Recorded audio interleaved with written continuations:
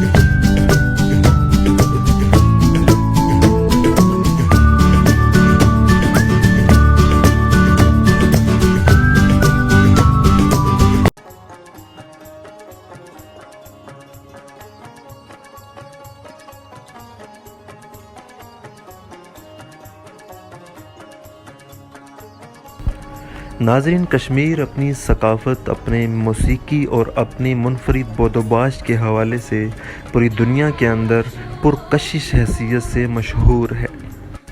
اپنے منفرد پہاڑوں، دریاؤں، ندی نالوں، چشموں کی وجہ سے یہ ایک پرسحر کیفیت رکھتا ہے۔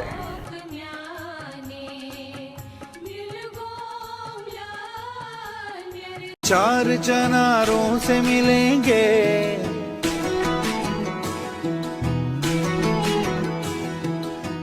چلیں گے چار چناروں سے ملیں گے، ہے وادی کشمیر بہاروں سے ملیں گے، بہاروں سے ملیں گے، ہے وادی کشمیر، ہے وادی کشمیر، ہے وادی کشمیر، ہے وادی کشمیر۔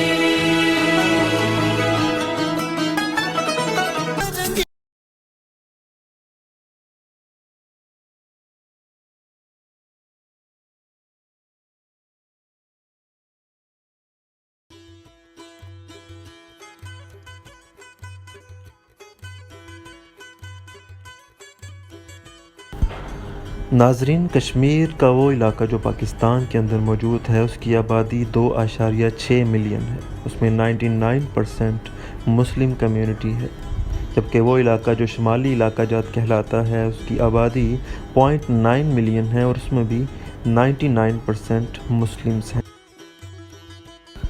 ناظرین، وہ علاقہ جو بھارت میں ہے جموں کہلاتا ہے، اس کی آبادی 3 ملین ہے، جس میں 73% مسلمز ہیں اور 4% بدھ ہیں، جبکہ 26% اس میں ہندو آبادی ہے۔ لداخ کا جو علاقہ ہے اس میں 49% مسلم کمیونٹی ہے، جس میں 0.25 ملین ٹوٹل آبادی ہے۔ بدھ 50% ہے، جبکہ دیگر قومیں 1% ہیں۔ وادی کشمیر کی آبادی 4 ملین ہے، جو 95% مسلمانوں پر مشتمل ہے، جبکہ 4% اس میں بدھ کہلاتے ہیں۔ چائنا کے زیر انتظام کشمیر کے علاقے میں کوئی آبادی نہیں ہے۔ ناظرین، بھارت اور پاکستان کی ترقی پسند اور سوشلسٹ پارٹیز کشمیر کی خود مختاری اور آزادی کی حمایت کرتے ہیں۔ جب سے انڈیا اور پاکستان انگریزی تسلط سے آزاد ہوئے ہیں، تب سے کشمیر جو ہے وہ جل رہا ہے، مختلف تنازعات اور پریشانیوں کی زد میں ہے، جس کی وجہ سے علاقے کی ترقیاتی کام جو ہیں وہ رکے ہوئے ہیں۔ علاقے کی اکثریت آبادی جو ہے وہ باہر تعلیم حاصل کرنے اور کام کرنے کو ترجیح دیتی ہے، جن میں UK، امریکہ، کینیڈا اور اس طرح کے ممالک سر فہرست ہیں۔ ناظرین، پاکستان کے زیر انتظام آزاد کشمیر اور شمالی علاقہ جات کے اندر پاکستان کی کرنسی اور پاکستان کا نظام رائج ہے، اور بالکل اسی طرح انڈیا کے زیر انتظام کشمیر کے اندر، جموں کے اندر Indian currency, Indian education system اور انڈین طریقہ کار رائج ہے۔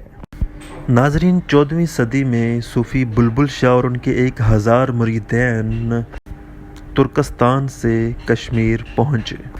ناظرین، وہاں کے راجہ جو بدھ مت مذہب کے پیروکار تھے، ان کا نام رنچن تھا، انہوں نے صوفی بلبل شاہ کی تعلیمات سے متاثر ہو کر ان کے ہاتھ پر بیعت کی۔ یوں راجہ رنچن سلطان صدر الدین کے نام سے کشمیر کا پہلا مسلمان حکمران بنا۔ ناظرین، اگر کشمیر کے روایتی موسیقی کی بات کی جائے تو کشمیر موسیقی کے میدان میں بھی مالا مال ہے۔ آئیے موسیقی کے حوالے سے کشمیر کی کچھ دھنیں سنتے ہیں۔